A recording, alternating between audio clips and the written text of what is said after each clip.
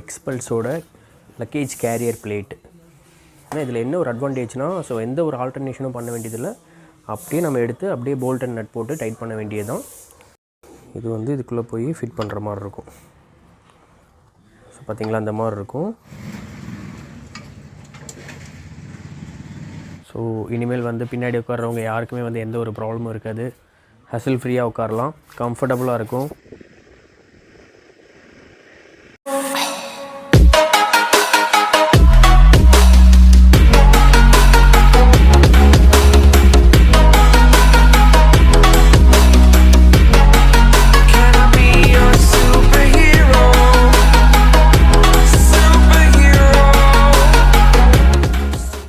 Hi guys, welcome back to our channel Backrest in Xpluse and this is Raja.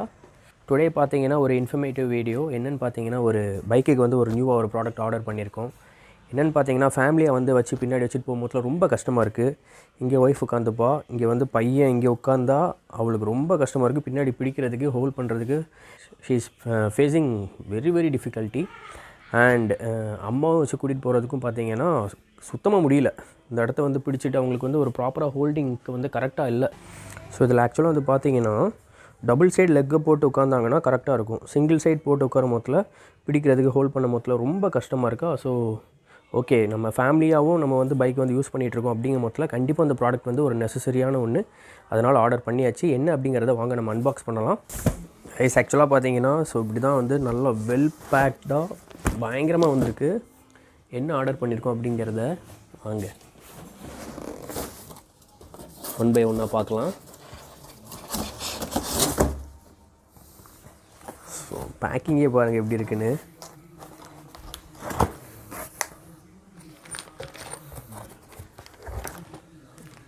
So நம்ம எக்ஸ்பல்ஸோட luggage carrier plate.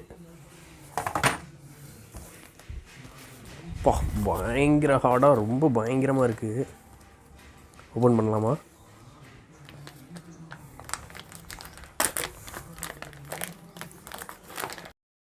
So matte finishing, matte black.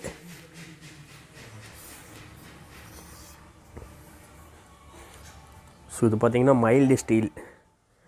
So LCP legendary அதிலிருந்தால் நம்ம வந்து பேண்டிடாட் ஸ்பிட் ஷாப்லேயே 2 இது வச்சுருக்காங்க, ஜேபி அண்ட் லெஜெண்ட்ரி. நம்ம லெஜெண்ட்ரி ப்ராடக்ட் தான் ஆர்டர் பண்ணியிருக்கோம். இது கொஞ்சம் ப்ரீமியம் லெவல் ப்ராடக்ட்டு இருக்குது. சரி, எப்படியும் வாங்க போகிறோன்னு தெரிஞ்சிருச்சு. சரி, நல்லா வந்து குவாலிட்டியாக வாங்கிடணும் அப்படிங்கிறனால தான் வந்து நான் இதே ஆர்டர் பண்ணிட்டேன். ஸோ அப்படியே இந்த ப்ளேஸில் வந்து அதுவும் பார்த்திங்கன்னா இதில் என்ன ஒரு அட்வான்டேஜ்னால், ஸோ எந்த ஒரு ஆல்டர்னேஷனும் பண்ண வேண்டியதில்லை.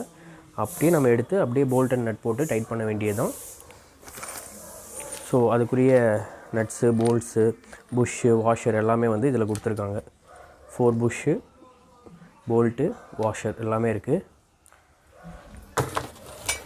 ப்ளஸ் இன்னும் ஒரு பாக்ஸும் பார்த்தீங்கன்னா 2மே வந்து நல்லா வெல் பேக்டாக வந்திருக்கு.